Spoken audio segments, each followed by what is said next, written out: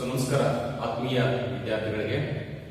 ಇವತ್ತು first PUC business studies ಪ್ರಥಮ ವರ್ಷದ ವ್ಯವಹಾರ ಅಧ್ಯಯನದ ಚಾಪ್ಟರ್ 1. ಮೊದಲ ಅಧ್ಯಾಯದ nature and purpose of business.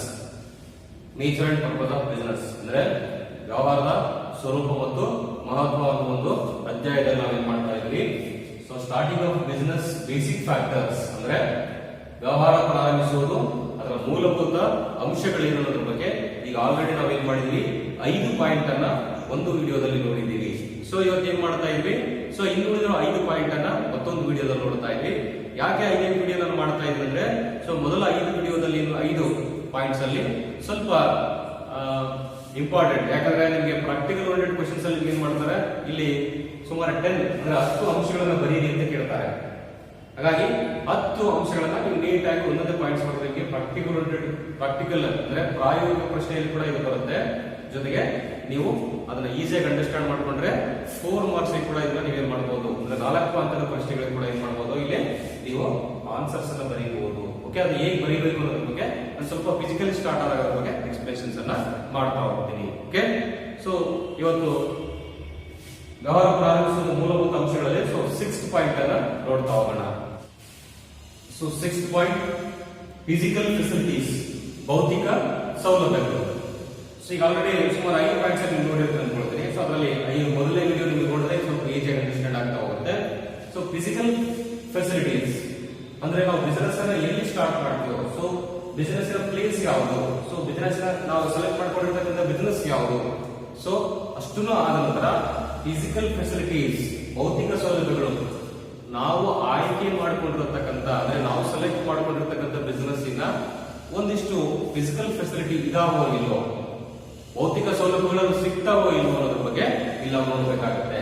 First ನಮಗೆ ಫಿಸಿಕಲ್ ಫೆಸಿಲಿಟೀಸ್ ಯಾವ್ಯಾವ, like land and building, machinery, equipments, labours etcetera. It's availability of these ಅಂದ್ರೆ ಇವೆಲ್ಲವನ್ನ ಇದಾವೋ ಇಲ್ಲ ಅಲ್ಲಿ ನೋಡ್ಕೊಳ್ತಕ್ಕಂಥದ್ದು. ನಾವು ಕನ್ನಡದಲ್ಲಿ ಬಂದಾಗ ಅಲ್ಲಿ ಇರ್ತಕ್ಕಂಥ ಲ್ಯಾಂಡ್ ಅಂಡ್ ಬಿಲ್ಡಿಂಗ್ ಅವೈಲಬಿಲಿಟಿ ಇದೆಯಾ ಇಲ್ವೋ, ಅಲ್ಲಿರೋ ಲೇಬರ್ ಚೆನ್ನಾಗಿದಾರೋ ಇಲ್ವೋ, ಹಾಗೆ ಯಂತ್ರೋಪಕರಣಗಳು ಸರಿಯಾಗಿ ಸಿಗ್ತಾವ ಇಲ್ವೋ, ಅದಕ್ಕೆ ಸಂಬಂಧಪಟ್ಟಿರ್ತಕ್ಕಂಥ ಸಲಕರಣೆಗಳು ಸರಿಯಾಗಿ ಸಿಗ್ತಾವಿಲ್ವೋ, ಅವುಗಳ ಲಭ್ಯತೆ ಅಂದ್ರೆ ಅವುಗಳ ಇದಾವೋ ಇಲ್ಲೋ ಲಭ್ಯತೆಯ ಬಗ್ಗೆ ಏನ್ ಮಾಡ್ಬೇಕು, ನಾವಿಲ್ಲಿ ಒಂದಿಷ್ಟು ತಿಳ್ಕೋಬೇಕು. ಮೂಲ ಅಂದ್ರೆ ಇದೊಂದು ಮೂಲಭೂತ ಅಂಶಗಳು, ಬೇಸಿಕ್ ಫ್ಯಾಕ್ಟರ್ಸ್ ಅಂತ ಹೇಳಿ ಕರಿತಾ ಹೋಗ್ತೀವಿ. ಅಂದ್ರೆ availability of resource, physical facilities ಅಂದ್ರೆ ಏನೇನು ಬಿಸಿನೆಸ್ ನಡೆಸೋದಕ್ಕೆ ಬೇಕು ಆ ಫೆಸಿಲಿಟೀಸ್ ಅಲ್ಲಿ ಸಿಗ್ತಾವಿಲ್ಲ ಅನ್ನೋ ಬಗ್ಗೆ, ಲಭ್ಯತೆಯ ಬಗ್ಗೆ ನಾವೇನ್ ಮಾಡಬೇಕು, ಕೂಲಂಕುಷವಾಗಿ ತಿಳ್ಕೋಬೇಕಾಗ್ತಕ್ಕಂಥದ್ದು ಯಾವುದು, ಫಿಸಿಕಲ್ ಫೆಸಿಲಿಟೀಸ್ ಅಲ್ಲಿ. Okay, next point starting of business basic factors ಅಲ್ಲಿ ವ್ಯವಹಾರ ಪ್ರಾರಂಭಿಸುವ ಮೂಲಭೂತ ಅಂಶಗಳಲ್ಲಿ 7th ಪಾಯಿಂಟ್ ಏನಿದೆ, ಪ್ಲಾಂಟ್ ಲೇಔಟ್, ಸ್ಥಾವರ ವಿನ್ಯಾಸ. ಸ್ಥಾವರ ಅಂದ್ರೆ ಏನು, ಒಂದು ಜಾಗ, ಪ್ಲೇಸ್ ಅಂತ ಕರೀತಾ ಹೋಗ್ತೀವಿ. ಅಂದ್ರೆ ಪ್ಲಾನ್ ಅಂತ ಕರೀತಾ ಹೋಗ್ತೀವಿ, ಒಂದು ಜಾಗ ಹೇಗಿದೆ ಅನ್ನೋ ಬಗ್ಗೆ ವಿನ್ಯಾಸ. ಅಂದ್ರೆ ಸಾಮಾನ್ಯ ಕ್ಯಾಶುವಲ್ ಹೇಳ್ಬೇಕಂದ್ರೆ ಒಂದು ಬಿಸಿನೆಸ್ ನ ಲೇಔಟ್, ಒಂದು ಜಾಗ, ಪ್ಲೇಸಸ್ ಎಷ್ಟಿದೆ ಅನ್ನೋದ್ರ ಬಗ್ಗೆ ನಾವು ಇಲ್ಲಿ ಏನ್ ಮಾಡ್ಬೇಕು, ಅಧ್ಯಯನ ಮಾಡಬೇಕು. ಯಾಕೆ ಸರ್ ಇದು ಪ್ಲಾಂಟ್ ಲೇಔಟ್ ಅನ್ನ ನೋಡ್ಕೋಬೇಕು ಅಂದ್ರೆ, ಇವತ್ತು ಸಪೋಸ್ ಲೇಬರ್ ವರ್ಕ್ ಮಾಡೋದಕ್ಕೆ ಫೆಸಿಲಿಟಿ ಇದೆಯಾ, ಮಷಿನರಿ ಆಪರೇಟ್ ಮಾಡೋದಕ್ಕೆ ನಮಗೆ ಸಾಕಷ್ಟು ಸ್ಪೇಸಸ್ ಇದೆಯಾ, ಅದಲ್ಲದೆ ಅದಕ್ಕೆ ಸಂಬಂಧಪಟ್ಟಂಗೆ ಇಕ್ವಿಪ್ಮೆಂಟ್ಸ್ ಇಡೋದಕ್ಕೆ ಸ್ವಲ್ಪ ಜಾಗ ಇದೆಯಾ, ಪ್ಲೇಸ್ ಇದೆಯಾ, ಇದ್ರ ಬಗ್ಗೆ ನಾವು ತಿಳ್ಕೊಬೇಕಂದ್ರೆ ಏನ್ ಮಾಡ್ಬೇಕು, ಸ್ಥಾವರ ವಿನ್ಯಾಸ ಮಾಡಬೇಕು. ಪ್ಲಾನಿಂಗ್ ಅಂದ್ರೆ ಪ್ಲಾಂಟ್ ಲೇಔಟ್ ಮಾಡಬೇಕು. ಮಷಿನರಿ ಸ್ಪೇಸಸ್ ಎಷ್ಟು, ಲೇಬರ್ ಸ್ಪೇಸಸ್ ಎಷ್ಟು, ಇಕ್ವಿಪ್ಮೆಂಟ್ಸ್ ಸ್ಪೇಸಸ್ ಎಷ್ಟು, ಇದ್ರ ಬಗ್ಗೆ ನಾವೇನ್ ಮಾಡಬೇಕು, ಕೂಲಂಕುಷವಾಗಿ ಅಧ್ಯಯನ ಮಾಡ್ತಕ್ಕಂಥದ್ದು. ಅಂದ್ರೆ ಇದ್ರ ಬಗ್ಗೆ ತಿಳ್ಕೊಳ್ತಕ್ಕಂಥದ್ದು ಯಾವುದು, 7th ಪಾಯಿಂಟ್. ಪ್ಲಾಂಟ್ ಲೇಔಟ್ ನಾನು ಅದಕ್ಕೆ ಯಾಕೆ ಉದಾಹರಣೆ ಕೊಡ್ತೀನಿ ಅಂದ್ರೆ, ನಾವು ನಮ್ಮ ಹತ್ರ ದುಡ್ಡಿದೆ ಬಟ್ ಪ್ಲೇಸ್ ಇಲ್ಲ, ಜಾಗ ಇಲ್ಲ. ನಮಗಿರ್ತಕ್ಕಂಥ ಪ್ಲೇಸ್ ಎಷ್ಟು ಅಷ್ಟಲ್ಲೇ ನಾವೇನ್ ಮಾಡಬೇಕು, ಆದಷ್ಟು ಅದಕ್ಕೆ ಮಷಿನರಿ ಎಷ್ಟು ಕೊಡ್ತಾವೋ ಅಷ್ಟನ್ನ ಮಾತ್ರ ನಾವು ಪರ್ಚೇಸ್ ಮಾಡಬೇಕು. ಓಕೆ, ನಮಗೆ ನಿಯರ್ ಅವೈಲಬಿಲಿಟಿ ಲೇಬರ್ಸ್ಗೆ ಬೇಕಾಗಿರ್ತಕ್ಕಂಥ ಫೆಸಿಲಿಟಿ ಎಷ್ಟು ಕೊಡ್ಬೋದು ಅಷ್ಟು ಲೇಔಟ್ ಇರಬೇಕು. ಹಾಗಾಗಿ ಫಸ್ಟ್ ಏನ್ ಮಾಡಬೇಕು, ಪ್ರಿಪೇರ್ ದ ಲೇಔಟ್ ಪ್ಲಾನ್. ಮೊದಲು ಲೇಔಟ್ ಪ್ಲಾನ್ ಅನ್ನ ಪ್ಲಾಂಟ್ ಲೇಔಟ್ ಪ್ಲಾನ್ ಅನ್ನ ಪ್ರಿಪೇರ್ ಮಾಡ್ತಾ ಹೋಗ್ಬೇಕು. ಯಾಕಂದ್ರೆ ಮಷಿನರೀಸ್, ಇಕ್ವಿಪ್ಮೆಂಟ್ಸ್ ಆಪರೇಟ್ ಮಾಡೋದಕ್ಕೆ. ಓಕೆ, ಈಸಿಯಾಗಿ ಅಂಡರ್ಸ್ಟ್ಯಾಂಡ್ ಮಾಡ್ಕೊಳ್ತಾ ಹೋಗಿ. ಹೇಳಿದಲ್ಲ, ನಿಮ್ಗೆ ಪ್ರಾಕ್ಟಿಕಲ್ ಓರಿಯೆಂಟೆಡ್ ಕೇಳಿದಾಗ 10 ಬರೀ ಪಾಯಿಂಟ್ಸ್ ಅನ್ನು ಮಾತ್ರ ಬರೀಬೇಕು. ಇನ್ನು ಎಕ್ಸ್ಪ್ರೆಷನ್ಸ್ ಬೇಕಾಗಿಲ್ಲ. ಜೊತೆಗೆ ನೀವು 4 ಮಾರ್ಕ್ಸ್ ಗೆ ಎಕ್ಸ್ಪ್ರೆಷನ್ಸ್ ಮಾಡ್ತೀವಿ ಅಂದಾಗ 4 ಮಾರ್ಕ್ಸ್ ಕೇಳಿದಾಗ ನೀವು ಜಸ್ಟ್ ಯಾವ್ದಾದ್ರು 4, ಸೊ ಮೇನ್ 4 ಪಾಯಿಂಟ್ ಅನ್ನು ಏನು ಮಾಡಬಹುದು, ಎಕ್ಸ್ಪ್ಲೇಷನ್ಸ್ ಅನ್ನ ಮಾಡಬಹುದು. Okay, so next point. Okay, so 8 point basic factors ಅಲ್ಲಿ ಮೂಲಭೂತ ಅಂಶದಲ್ಲಿ 8ನೇ point, competent and committed work force, ಯೋಗ್ಯ ಮತ್ತು ಸಮರ್ಪಣಾ ಮನೋಭಾವದ ಕಾರ್ಮಿಕರ ವರ್ಗ. So every entrepreneur cannot do anything,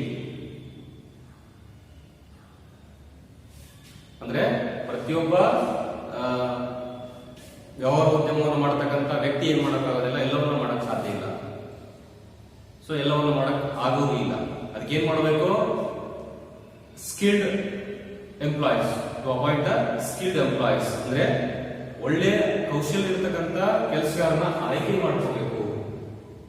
so ಅದ್ರ ಮೂಲಕ ಏನ್ ಮಾಡಬೇಕು, ನಾವು ರಿಸೋರ್ಸ್ ಅನ್ನ ಕನ್ವರ್ಟ್ ಮಾಡಬೇಕು. ಸೊ ಅದು ಫೈನಾನ್ಷಿಯಲ್ ರಿಸೋರ್ಸ್ ಇರ್ಬೋದು ಅಥವಾ ಫಿಸಿಕಲ್ ರಿಸೋರ್ಸ್, ಗೂಡ್ಸ್ ಆಗಿರ್ಬೋದು, ರಾ ಮೆಟೀರಿಯಲ್ ಆಗಿರ್ಬೋದು, converted to output, desired outputs, ಅಂದ್ರೆ ಒಂದು ವ್ಯವಸ್ಥಿತವಾಗಿ ಒಂದು ಸಿದ್ಧ ವಸ್ತುಗಳಾಗಿ ತಯಾರು ಮಾಡಿ ಅವುಗಳನ್ನ ಮಾರಾಟ ಮಾಡ್ತಕ್ಕಂಥ ವ್ಯವಸ್ಥೆಯನ್ನು ಮಾಡ್ತಕ್ಕಂಥದ್ದು ಯಾವುದು, ಈ ಕಮಿಟೆಡ್ ವರ್ಕ್ ಫೋರ್ಸ್ ಅಂತ ಇರ್ತದೆ, ಅಂದ್ರೆ ಸಮರ್ಪಣಾ ಮನೋಭಾವದ ಕಾರ್ಮಿಕರ ವರ್ಗ. ಸೊ ಕಾರ್ಮಿಕರು ಇರೋದ್ರಿಂದ ಏನಾಗುತ್ತೆ, ಸೊ ಕಂಪನಿ ಎಲ್ಲಾ ಚಟುವಟಿಕೆಗಳನ್ನ ಚೆನ್ನಾಗಿ ಮಾಡಬಹುದು. ಅದಕ್ಕೆ ಕಮಿಟೆಡ್ ಸ್ಕಿಲ್ ಎಂಪ್ಲಾಯೀಸ್ ಅಂತ ಸ್ಟಾಫ್. ಯಾವಾಗಲೂ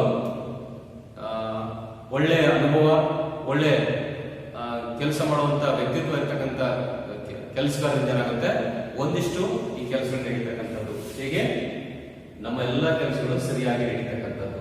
ಹಾಗಾಗಿ ಯೋಗ್ಯ ಮತ್ತು ಸಮರ್ಪಣಾ ಮನೋಭಾವದ ಕಾರ್ಮಿಕರ ವರ್ಗ ಹೇಗಿರುತ್ತಂದ್ರೆ, ಕಂಪನಿಯ ಎಲ್ಲಾ ಚಟುವಟಿಕೆಗಳನ್ನು ಮಾಡೋದಕ್ಕೆ ಸಾಧ್ಯ ಆಗ್ತಕ್ಕಂಥದ್ದು.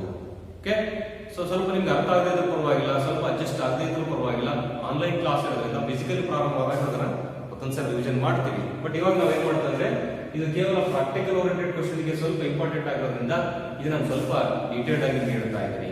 Okay, so next point, basic factors ಅಲ್ಲಿ, ಸೊ ಬಿಸಿನೆಸ್ ನ ಪ್ರಾರಂಭ ಮಾಡುವಂತಹ ಮೂಲಭೂತ ಅಂಶಗಳಲ್ಲಿ, ಸೊ ಟ್ಯಾಕ್ಸ್ ಪ್ಲಾನಿಂಗ್, ತೆರಿಗೆ ಯೋಜನೆ ಇರ್ತದೆ. Tax planning it's most important, necessary to plan, ಅಂದ್ರೆ ಇದು ಬಹಳ ಅಗತ್ಯವಾಗಿರ್ತಕ್ಕಂಥ ಯೋಜನೆಯನ್ನು ತಯಾರು ಮಾಡಬೇಕು. ಯಾವುದಕ್ಕೆ, ಟ್ಯಾಕ್ಸ್ ಪ್ಲಾನಿಂಗ್ ಮಾಡಬೇಕು. ಯಾಕೆ ಸರ್ ಟ್ಯಾಕ್ಸ್ ಪ್ಲಾನಿಂಗ್ ಮಾಡಬೇಕು ಅಂದ್ರೆ, ಸೊ ಇನ್ ಇಂಡಿಯಾ, ಸೊ ನಮ್ಮ ದೇಶದಲ್ಲಿ ಸೊ ಸಾಕಷ್ಟು ತೆರಿಗೆ ಯೋಜನೆಗಳಿದ್ದಾವೆ. ಸೊ ಎಲ್ಲ ತೆರಿಗೆ ಬಗ್ಗೆ ಒಂದಿಷ್ಟು ನಿಮಗೆ ಜ್ಞಾನ ಇರಬೇಕು, ನಾಲೆಜ್ ಇರಬೇಕು, ಅದ್ರ ಬಗ್ಗೆ ಪ್ಲಾನಿಂಗ್ ಅನ್ನ ಮಾಡ್ಕೊಳ್ತಕ್ಕಂಥದ್ದು. ಸೊ ಸಾಮಾನ್ಯ ನಿಮ್ಗೆ ಗೊತ್ತಿರುತ್ತೆ, ಇವತ್ತು GST ಒಂದೇ ನಿಮ್ಗೆ ಗೊತ್ತು, GST ಬದಲಾಗಿ ಸಾಕಷ್ಟು ಟ್ಯಾಕ್ಸ್ ಗಳು ಇನ್ಕ್ಲೂಡಿಂಗ್ ಆಗಿರ್ತವೆ. ಓಕೆ, ಮೊದಲೆಲ್ಲ ಏನ್ ಮಾಡ್ತಿದೆ ಅಂದ್ರೆ ಸೇಲ್ಸ್ ಟ್ಯಾಕ್ಸ್ ಬೇರೆ, ರೋಡ್ ಟ್ಯಾಕ್ಸ್ ಬೇರೆ, ಹೀಗೆ ಸಾಕಷ್ಟು ಟ್ಯಾಕ್ಸ್ ಗಳಿರ್ತಾ ಇದ್ವಿ. ಸೊ ಟ್ರಾನ್ಸ್ಪೋರ್ಟೇಷನ್ ಕಾಸ್ಟ್ ಮಾಡ್ತಾ ಇದ್ವಿ, ಟ್ಯಾಕ್ಸ್ ಅನ್ನು ನೋಡ್ತಾ ಇದ್ವಿ. ಹಾಗಾಗಿ ಸಾಕಷ್ಟು ನಮ್ಮಲ್ಲಿ ತೆರಿಗೆಗಳಿರೋದ್ರಿಂದ ಆ ಎಲ್ಲ ತೆರಿಗೆಗಳ ಬಗ್ಗೆ ನಾವೇನ್ ಮಾಡಬೇಕು, ಮೊದಲು ಕೂಲಂಕುಷವಾಗಿ. ಸೊ ಫಸ್ಟ್ ನಾವೇನ್ ಮಾಡಬೇಕು, necessary to plan the tax, ಅಂದ್ರೆ ಟ್ಯಾಕ್ಸ್ ಬಗ್ಗೆ ನಾವೇನ್ ಮಾಡಬೇಕು, ಯೋಜನೆಯನ್ನ ತಯಾರು ಮಾಡಬೇಕು. ಸೊ ಯೋಜನೆ ತಯಾರು ಮಾಡಿದಾಗ ಏನಾಗುತ್ತೆ, ಸೊ ಬಿಸಿನೆಸ್ ಮಾಡೋದಕ್ಕೆ ಹೇಳ್ತಿಲ್ಲ, before starting the business to prepare, must be prepared, are necessary to prepare tax planning. ಇವಾಗ ಬಿಸಿನೆಸ್ ಅನ್ನ ಪ್ರಾರಂಭ ಮಾಡೋ ಮುಂಚೆನೆ ನೀವೇನ್ ಮಾಡಬೇಕು, ಈ ತೆರಿಗೆ ಯೋಜನೆಯನ್ನ ಮಾಡಬೇಕು. Okay, next point, launching the enterprises, ಸಂಸ್ಥೆಯ ಕಾರ್ಯಾರಂಭ. ಸೊ 10ನೇ ಪಾಯಿಂಟ್, ಲಾಸ್ಟ್ ಪಾಯಿಂಟ್ ಇರ್ತಕ್ಕಂಥದ್ದು. ಸೊ ಇಲ್ಲಿವರೆಗೂ ಪಾಯಿಂಟ್ಸ್ ನೋಡಿದ್ರಿ. ಸೊ ಹೋದ ವಿಡಿಯೋದಲ್ಲಿ 5 ಮತ್ತು ಈ ವಿಡಿಯೋದಲ್ಲಿ 5 ಪಾಯಿಂಟ್ ನೋಡಬೇಕು, 9 ಪಾಯಿಂಟ್ ನೋಡಿದ್ರಿ. 10ನೇ ಪಾಯಿಂಟ್ ಏನಂದ್ರೆ ಬಿಸಿನೆಸ್ ಅನ್ನು ಪ್ರಾರಂಭಿಸಬೇಕು. ಸೊ ಮೇಲಿನ ಎಲ್ಲವನ್ನ ನಿರ್ಧಾರ ತೆಗೆದುಕೊಂಡಾಗ, after the decision above mention the points, above mention the factors. So ಮೇಲೆ ಹೇಳಿರ್ತಕ್ಕಂಥ ಎಲ್ಲಾ ಪಾಯಿಂಟ್ಸ್ ನೀವು ನೋಡ್ಕೊಂಡಾಗ, ಸೊ ಎಲ್ಲಾ ಪಾಯಿಂಟ್ಸ್ ಅನ್ನು ಅಬ್ಸರ್ವ್ ಮಾಡಿದಾಗ, ಎಲ್ಲಾ ಪಾಯಿಂಟ್ಸ್ ಬಗ್ಗೆ ನಿಮ್ಗೆ ಗೊತ್ತಾಯ್ತು ಅಂದಾಗ ನೀವೇನ್ ಮಾಡಬೇಕು, ನೆಕ್ಸ್ಟ್ ಬಿಸಿನೆಸ್ ಪ್ರಾರಂಭ ಮಾಡ್ತಕ್ಕಂಥದ್ದು. ಸೊ ಬಿಸಿನೆಸ್ ಸ್ಟಾರ್ಟ್ ಮಾಡ್ತಕ್ಕಂಥದ್ದಕ್ಕೆ ಲಾಂಚಿಂಗ್ ದ ಎಂಟರ್ಪ್ರೈಸಸ್, ಸಂಸ್ಥೆಯ ಕಾರ್ಯಾರಂಭ. ಸೊ ಸಂಸ್ಥೆಯ ಕಾರ್ಯಾರಂಭ ಮಾಡಬೇಕಾದ್ರೆ ಏನ್ ಮಾಡಬೇಕಾಗುತ್ತೆ, ಒಂದಿಷ್ಟು resource, mobilising the resource like fulfil the legal formalities to start the production. ಈ ತರ ಉತ್ಪಾದನೆ ಮಾಡ್ತಕ್ಕಂಥದ್ದು, ಕಾನೂನು ಪ್ರಕಾರ ಹೇಗೆ ಪ್ರಾರಂಭ ಮಾಡಬೇಕು ಅನ್ನೋದ್ರ ಬಗ್ಗೆ ಕ್ರಮಗಳನ್ನು ತೆಗೆದುಕೊಳ್ತಕ್ಕಂಥದ್ದು. ಓಕೆ, ಈ ತರ ಎಲ್ಲ ಫೆಸಿಲಿಟಿಯನ್ನ ಇಲ್ಲಿ ನೋಡ್ಕೊಳ್ತಕ್ಕಂಥದ್ದು. ಸೊ ಲಾಜಿಕಲ್ ಬಿಸ್ನೆಸ್ ಏನ್ ಮಾಡ್ತೀವಿ, ಎಲ್ಲಾ ಪಾಯಿಂಟ್ ಅರ್ಥ ಮಾಡ್ಕೊಂಡು ನೆಕ್ಸ್ಟ್ ನಾವೇನ್ ಮಾಡ್ತೀವಿ, ಬಿಸ್ನೆಸ್ ಅನ್ನ ಸ್ಟಾರ್ಟ್ ಮಾಡ್ತಕ್ಕಂಥದ್ದು. ಸೊ ಬಿಸ್ನೆಸ್ ಸ್ಟಾರ್ಟ್ ಮಾಡ್ಬೇಕಾದ್ರೆ ನಮ್ಗೆ ಏನ್ ಬೇಕು, ಸೊ ರಿಸೋರ್ಸ್, ಸಾಮಾನ್ಯವಾಗಿ ಮೊಬೈಲೈಸಿಂಗ್ ರಿಸೋರ್ಸ್ ಹೇಳಿದ್ನಲ್ಲ, ಸೊ ಲೀಗಲ್ ಫಾರ್ಮಾಲಿಟೀಸ್, ಪ್ರೊಡಕ್ಷನ್, ಹೀಗೆ ಸಂಬಂಧಪಟ್ಟಂಗೆ ಸೇಲ್ಸ್ ಪ್ರೊಸೆಸ್, ಹೀಗೆ ಸಾಕಷ್ಟು ರೀತಿಯ ವ್ಯವಸ್ಥೆನ ಮಾಡ್ಕೊಳ್ತಕ್ಕಂಥದ್ದು. ಸೊ ಆರ್ಗನೈಸಿಂಗ್ ಅಂದ್ರೆ ಹೇಳ್ತಾರೆ ಎಲ್ಲ ರೀತಿಯ ಚಟುವಟಿಕೆಗಳನ್ನ ಪ್ರಾರಂಭ ಮಾಡೋದಕ್ಕೆ ಅವುಗಳನ್ನ ರೆಡಿ ಮಾಡ್ತಕ್ಕಂಥದ್ದು. ಸೊ ಇದು ಲಾಂಚಿಂಗ್ ದ ಎಂಟರ್ಪ್ರೈಸಸ್, ಬಿಸಿನೆಸ್ ನ ಪ್ರಾರಂಭ ಮಾಡ್ತಕ್ಕಂಥದ್ದು. ಓಕೆ, ಸೊ 10 ಪಾಯಿಂಟ್ ಅನ್ನ ನೀಟಾಗಿ ನೀವೇನ್ ಮಾಡಬೇಕು, ಬರೀರಿ. ಸೊ 10 ಪಾಯಿಂಟ್ ನೀಟಾಗಿ ಬರೋದು ನೀವೇನ್ ಮಾಡಬೇಕು, ಸಾಧ್ಯ ವಾಟ್ಸ್ಆಪ್ ನಮ್ಮ ಗ್ರೂಪ್ ಇದೆಯಲ್ಲ, ಆ ಗ್ರೂಪ್ಗೆ ಸೆಂಡ್ ಮಾಡ್ತಾ ಹೋಗಿ. ಸೊ 10 ಪಾಯಿಂಟ್ ನೀಟಾಗಿ ಬರೀರಿ. ಓಕೆನಾ? ನಾನು ನಿಮಗೆ ಕ್ವಶನ್ಸ್ ಅನ್ನ ಏನ್ ಮಾಡ್ತೀನಿ, ಒಂದಷ್ಟು ಹುಡುಗರು ಕಾಮೆಂಟ್ಸ್ ಹಾಕಿದ್ರೆ ಸರ್ ಕ್ವಶನ್ಸ್ ಹಾಕಿ ಕ್ವಶನ್ಸ್ ಕಳಿಸಿ ಸರ್, ನಾನು ನಿಮ್ಗೆ ಏನ್ ಮಾಡ್ತೀನಿ, ಈ ಟಾಪಿಕ್ ಮುಗಿಯೋದಕ್ಕೆ ಇನ್ನೊಂದು ಇದೆ. ಸೊ ಇನ್ನು ಒಂದು ವಿಡಿಯೋ ಆಗಿದ್ರೆ ಆ ಟಾಪಿಕ್ ಕಂಪ್ಲೀಟ್ ಆಗುತ್ತೆ. ಫಸ್ಟ್ ಟಾಪಿಕ್ ನಿಮ್ಗೆ ಏನಾಗುತ್ತೆ, ಇದು ಕಂಪ್ಲೀಟ್ ಆಗ್ತಾ ಹೋಗುತ್ತೆ. ನೇಚರ್ ಬಿಸಿನೆಸ್, ವ್ಯವಹಾರ ಸ್ವರೂಪ ಮತ್ತು ಅದರ ಮಹತ್ವ ಏನಿದೆಯಲ್ಲ ಆ ಟಾಪಿಕ್ ಕಂಪ್ಲೀಟ್ ಆಗುತ್ತೆ. ಜಸ್ಟ್ ಒಂದು ಸ್ಮಾಲ್ ವಿಡಿಯೋ, ಮುಂದಿನ ವೀಕಲ್ಲಿ ಆ ಸ್ಮಾಲ್ ವಿಡಿಯೋ ನಿಮ್ಗೆ ಹಾಕಿ ಏನ್ ಮಾಡ್ತೀನಿ, ಟಾಪಿಕ್ ಕಂಪ್ಲೀಟ್ ಮಾಡ್ತೀನಿ. ಆ ನಂತರ ನಿಮ್ಗೆ ಏನ್ ಮಾಡ್ತೀನಿ, ಕ್ವಶನ್ ಬ್ಯಾಂಕ್ ಅನ್ನ ಅಂದ್ರೆ ಫಸ್ಟ್ ಟಾಪಿಕ್ ಅಲ್ಲಿ ಬರ್ತಕ್ಕಂಥ ಒಂದಿಷ್ಟು ಕ್ವಶನ್ಸ್ ಅನ್ನ ಮಾತ್ರ ನಿಮ್ಗೆ ಸೆಂಡ್ ಮಾಡ್ತಾ ಹೋಗ್ತೀನಿ.